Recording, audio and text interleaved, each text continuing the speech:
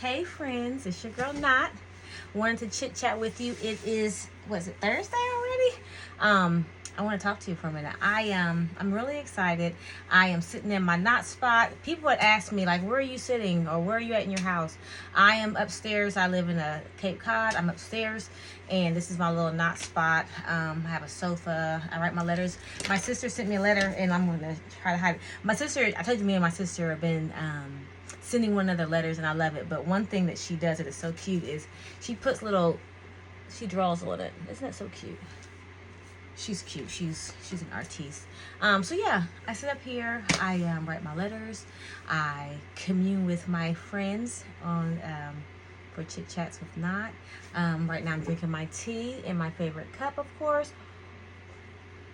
I have I sit in my green sofa. Green's my favorite color. I got my green sofa, and this is funny. This is my teddy bear from when I was like 5 or 6. My brothers have ravaged. His name is Floyd. They've torn him up. His neck's all coming apart. Just they're ruthless. Brothers are ruthless. But that's where I'm at. And so I sit here. I read my Bible. I journal. I write my letters, and I do my chit chats. So hey, today I want to talk about offense and being offended, and you know how that can really just kind of capture your mind and create a space that can become unhealthy. Of course, I have my scripts because I want to make sure that I'm prepared and my thoughts are well thought out, or and I can speak with you guys. But yeah, let's talk about offense. And if there's anything else you want to talk about, you already know. Let me know. And like, share, and subscribe to this channel, please. So yes, like I said, being offended, it can be dangerous, and if we let it take over our minds. But we live in a world where it's very easy to be offended. We have social media. People can post something you don't like. I'm guilty of it. I see something, I'm like, I don't want to be bothered with that. The beautiful thing about social media, if you don't like something, you can unfollow, and there's okay. That it's okay. It means nothing. It means you just don't want to be bothered with those type of posts. It's okay. But anyway, someone says something that rubs you the wrong way. You see something on social media, a family or a friend say something, or there are some unspoken expectations of one another, so you may not show up the way someone thinks you should.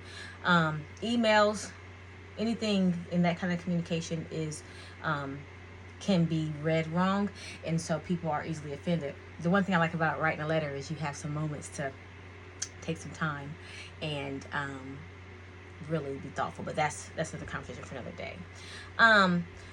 So yeah, offense when unchecked can become like a seed planted in our minds. If we water it with our thoughts, it grows roots of bitterness, roots of resentment, roots of anger.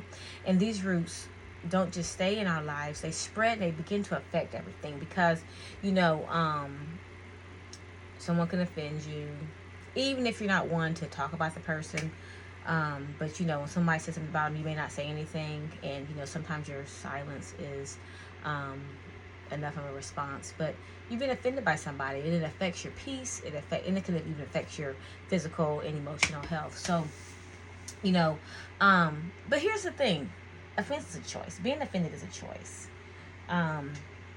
We have the power to decide just how much space we allow those comments or that offense to occupy our minds. We can choose to hear it, process it, and let it go. Give grace. When someone says something, think about what, you know, bad day, bad moment. Oh, I have a gnat, sorry. Bad day, bad moment. It could be anything. It doesn't have to automatically mean that anything ill. It just could have been, or you could have been, it isn't have to be them.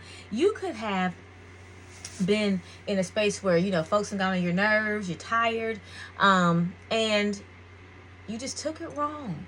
So give that person some grace and be like, you know what, maybe they didn't mean it that way, or maybe I should take it that way.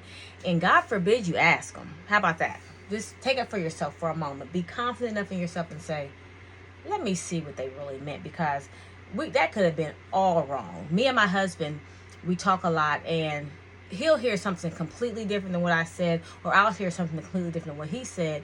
And what we've been doing lately is saying, okay, what did you just say? Because everybody ready to go on 10. Don't do it. Just ask a question. Now, I'm not saying it's always easy. I'm not saying it's always easy, but I am saying it's always worth it, just to get a clear understanding and to give some grace. So my notes say it takes a lot of strength and a lot of self-awareness. But if you think about it, do we want to carry around the weight of someone else's commentary or offense? We want to carry around the weight of peace and joy, and just all the better things that we have going on in our lives that are going around us. So this is how we can start to be less offended, I guess. Recognize the offense. Don't ignore it or pretend it didn't happen, but acknowledge it. Acknowledging it helps you to determine how you're going to react, because you got to give grace, right? And then you're going to ask why. Why did this offend you? Is there something deeper that you may be dealing with there? Remember when I said that you could just be in a bad headspace? So why was that so offensive to you that you are so up in arms about it? And then remember that whole grace portion. Give grace and forgive. That's not the easy part. I have to pray for forgiveness a lot. But when the spirit of forgiveness comes over me, I know it, and it lightens the load. But forgiveness isn't about the other person. It's about you, your heart space and your head space. Because if you are caught up in a chain of anger and offense and unforgiveness, you're caught up. Your mind, you're always thinking about it. You're ready to pop off. We don't want that. We don't want that. And then focus on your growth. Use the situation or whatever it is to grow from it, so that the next time, something like this comes about, you can grow from it. You can know how to handle it better. How about that? So this says, my notes say, and actually I read this somewhere, it said, holding on to offense is like drinking poison and expecting the other person to suffer. I don't know where I read that, but I read it a long time ago, and I feel like I heard it in a scripture or something, or in a listen to a preacher or something. I'm not sure. Let it go. You'll feel lighter. You'll feel freer, and you'll be ready to ready to feel the blessings that God has for you. So today, make the choice. Don't be offended. If you are, acknowledge it.